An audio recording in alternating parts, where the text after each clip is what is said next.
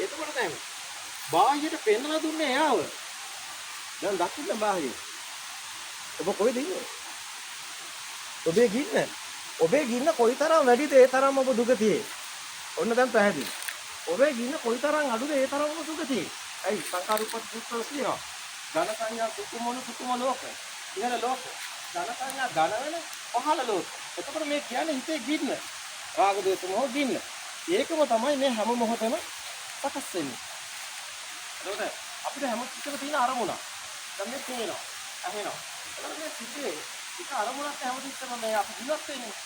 බාහිර මේක දන්නවා. අතීතයක් මේ මොහොතේ අනාගතයක් මේ මොහොතේ මේ චිත්ත විතර එද හැමතිස්සෙම මේ මොහොතේ එක චිත්ත හැමතිස්සෙම තියෙන්නේ. අපි අතීතය ගැන හිතුවත් එක චිත්තයිනේ තියෙන්නේ. අනාගතය ගැන හිතුවත් එක චිත්තයිනේ. මේ මොහොතේ සිතිවිල්ලක් නෑ. ඒතර මේ හැමතිස්සෙම අපි ජීවත් වෙන්නේ එක සිතිවිල්ලකට. අනිත් එක තමයි මේ සිතිවිල්ල ප්‍රශ්නයක් නැත්තම් ප්‍රශ්නයක් නෑ කියන්නේ. ඒතර බාහිරට බොහොම කෙටියෙන් ඉතාම වටින දෙයක් කියනවා. මොකක්ද ඒ? බාහිර මේ මොහොතේ ඔබේ ගින්න කොච්චරද ඒ තමයි ඔබේ දුකතිය. දැන් දුකතිය තියෙන මරණයන් පස්සේ කන් නෙමෙයි. දුකතිය තියෙන්නේ මේ මොහොතේමයි. චිත්තේ ලෝක ධාතුම තියෙන්නේ මේ මොහොතේමයි.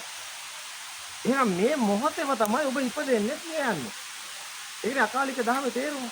අතීතය අනාගතය වර්තමාන තුන් කාලයක් හම්බ වෙන්නේ නැහැ. මේ එක මොහොතේ එක සිතකයි කතාව තියෙන්නේ.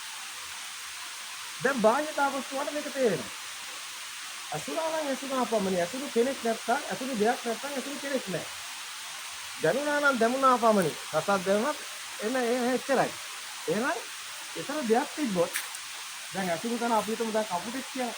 ඒතකොට මේ කපුටව එලවන්න හිතනවනම් අන්න කෙනා ඉන්නේ. හැබැයි ඒක කපුටක් දෙයක් වෙලා නැත්තම් සද්දය හරි. ඒකට කපුටක් කියලාත් දන්නවා. හැබැයි කිසිම ගින්නක් එන්නේ නැත්තම් අපි කොහොමද කියන්නේ ඒක අදහසක් නැත්තම් අන්න එතන යාට ආත්මේ නැහැ. ඔය ගින්න තමයි ආත්මේ. අපි හඳුනන්නේ නැත්තේ මොකවද? අපි හඳුනන්නේ නැත්තේ අපිවමයි. බලන්න හොඳට තමන්ව තමන් හඳුනන්නේ නැහැ නේද කිව්ව. ඇයි ගින්නනේ තමන් කියන්නේ. ඇයි ආරංශ කිව්වම ගණන් ගන්න නැත්තේ මේ ආත්මේ කියන්නේ ගින්න. ඇයි ඔබ හැමදාම ඔය ගින්න හොයාගන්නේ නැත්තේ? ඇයි ඒ ගින්න දැකලා ඒ ගින්න අඩු වෙන පාත් එකේ නැත්තේ? ඒ ගින්න අඩු වෙන පාත් එකනේ බුදුන් වඳිනවා කියන්නේ. නක්ති මේ සරණං අඤ්ඤං ධම්මෝ මේ සරණං වර. නක්ති මේ සරණං අඤ්ඤං බුද්ධෝ මේ සරණං වර. මොකක්ද මේ කියන්නේ? මොකද බුද්ධ සරණ? මේ මොහොතේ දෙයක් තියනවා නම් එතන අජ්ජෝසාය පිටති ආරූපේ නන්දි සදුප්පතනම් භව කියන්නේ බුද්ධ. බුද්ධ කියන්නේ භව නෙමෙයිද? මේ මොහොතේ දෙයක් නැත්නම් භව උද්ද භවේ ඉදුරා ගැනීම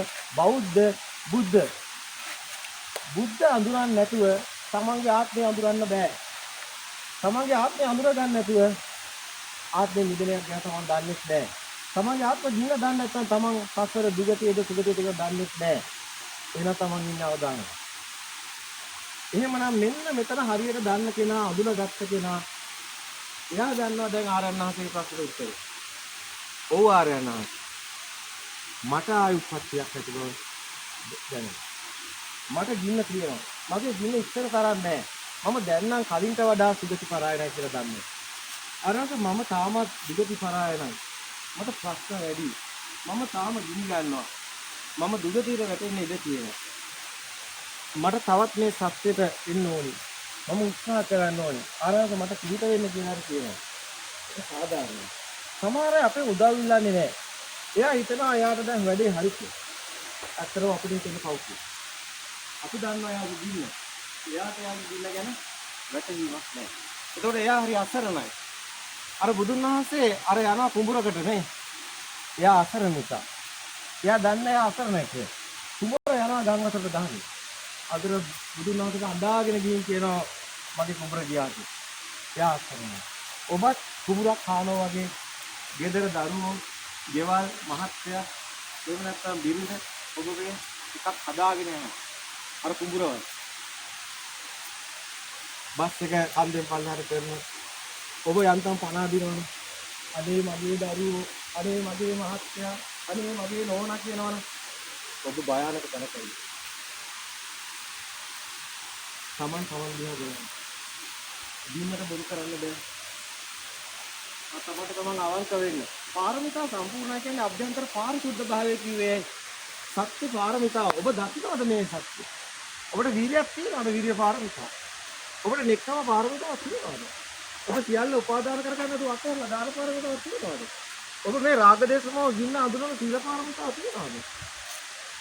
ඔබට තියෙනවද උපේක්ඛා පාරමිතාව? ඔබ අභ්‍යන්තරයෙන් අත්තම කිව්වොත් පිරිසිදු නෑ. ඒ කියන්නේ Tamanට තමන් අවංක නැත්තම් පාරමිතා නෑ. පාරමිතා වන්න පුළුවන් එතනින්. සත්තාන විසුද්ධියයි කියන තැන චිත්ත විසුද්ධිය කියන්නේ ධිට්ඨි විසුද්ධිය කියන තැන.